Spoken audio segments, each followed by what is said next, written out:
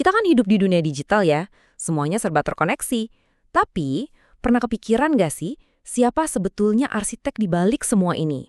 Nah, di sini kita bakal bongkar kisah seorang jenius yang karyanya, tanpa kita sadar, jadi fondasi kehidupan modern kita. Oke, kita langsung aja ya. Pertanyaannya kelihatannya simpel, tapi jawabannya, wah ini bakal membawa kita mundur jauh banget. Lebih dari 1000 tahun. Kita akan ketemu sama seseorang yang namanya mungkin asing di telinga Anda, tapi logikanya itu Anda pakai setiap detik setiap hari. Kita mulai dari sesuatu yang aneh. Kayak ada yang kosong gitu dalam catatan sejarah.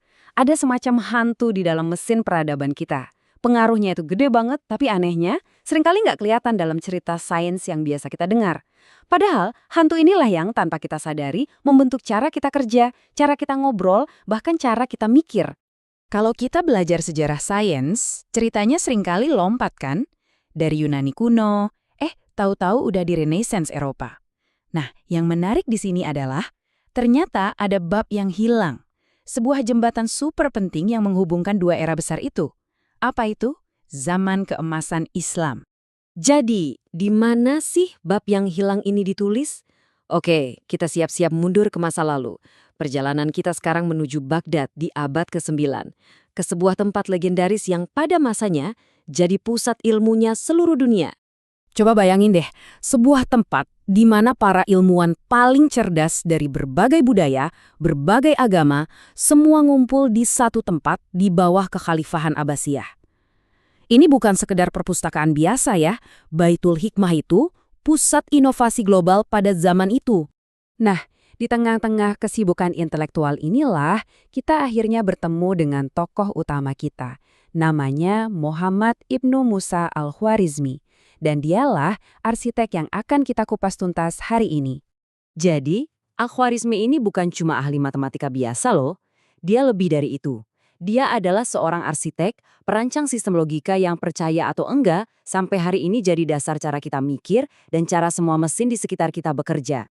Dan ini nih poin kuncinya. Ilmu yang dia kembangkan itu super praktis. Dia nggak cuma berteori di Menara Gading. Dia lihat masalah nyata di masyarakatnya, soal hukum, soal dagang, soal warisan. Lalu, dia ciptakan matematika sebagai alat pamungkas untuk menyelesaikan semua itu. Dari pemikiran yang sangat praktis inilah lahir 3 alat yang benar-benar revolusioner. 3 konsep dasar yang secara harfiah jadi, ya, semacam toolkit untuk membangun dunia modern kita. Oke, kita bedah satu-satu ya. Alat yang pertama namanya aljabar. Artinya itu pemulihan atau menyelesaikan kembali. Intinya, ini adalah metode buat menyeimbangkan persamaan biar kita bisa nemuin angka yang gak diketahuin.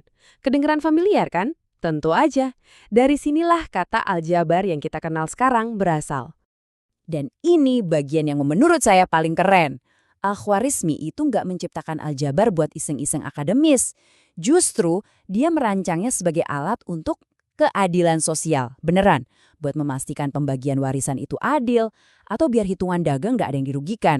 Coba deh bayangin, matematika sebagai alat penegak keadilan. Luar biasa kan?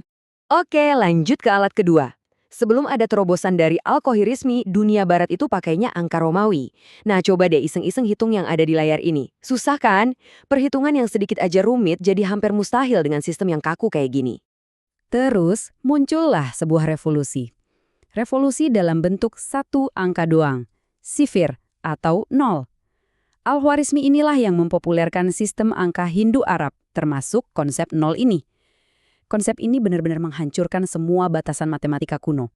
Dan boom, perbedaannya langsung kelihatan jelas banget. Perhitungan yang tadinya bikin pusing 7 keliling, sekarang jadi simple dan elegan. Bisa dibilang, pengenalan angka 0 ini kayak upgrade hardware buat otak manusia. Alat ketiga ini, wah, ini mungkin yang dampaknya paling besar. Sebuah konsep yang namanya diambil langsung dari nama dia sendiri. Jadi, waktu nama Al-Khwarizmi ini diterjemahkan ke bahasa Latin, bunyinya jadi algoritmi. Dan dari situlah lahir kata yang kita pakai setiap hari sekarang, algoritma. Terus, algoritma itu apa sih? Gampangnya gini, algoritma itu kayak resep. Resep langkah demi langkah untuk menyelesaikan sebuah masalah.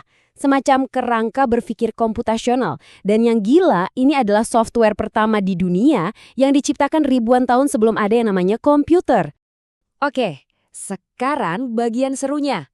Kita bakal sambungin semua titik-titiknya. Gimana caranya 3 alat dari Baghdad abad ke-9 ini nyambung ke teknologi super canggih yang ada di kantong kita semua hari ini?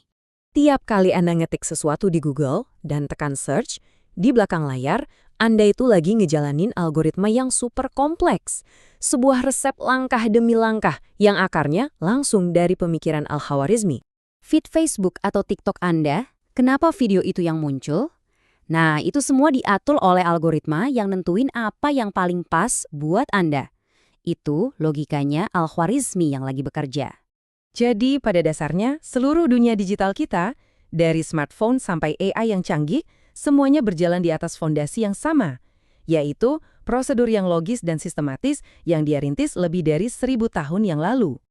Jadi, apa dong inti dari semua ini? Ini bukan sekedar pelajaran sejarah biasa. Ini soal mengisi bagian yang rumpang dari cerita kita semua, biar kita paham dari mana sih sebenarnya dunia modern kita ini berasal. Poin-poin kuncinya jelas banget. Dia menciptakan aljabar sebagai alat keadilan. Dia ngasih dunia barat angka 0. Dia ngasih dunia konsep algoritma. Karyanya itu jembatan. Jembatan intelektual yang bikin revolusi ilmiah dan digital jadi mungkin. Dan sebagai penutup, saya mau ninggalin Anda dengan satu pertanyaan. Sejarah itu seringkali jauh lebih rumit dan saling terkait daripada yang kita bayangkan. Dengan memahami kontribusi Al-Khwarizmi, kita jadi kepikiran, jangan-jangan masih banyak bab-bab sejarah penting lainnya yang selama ini kita lewatin gitu aja?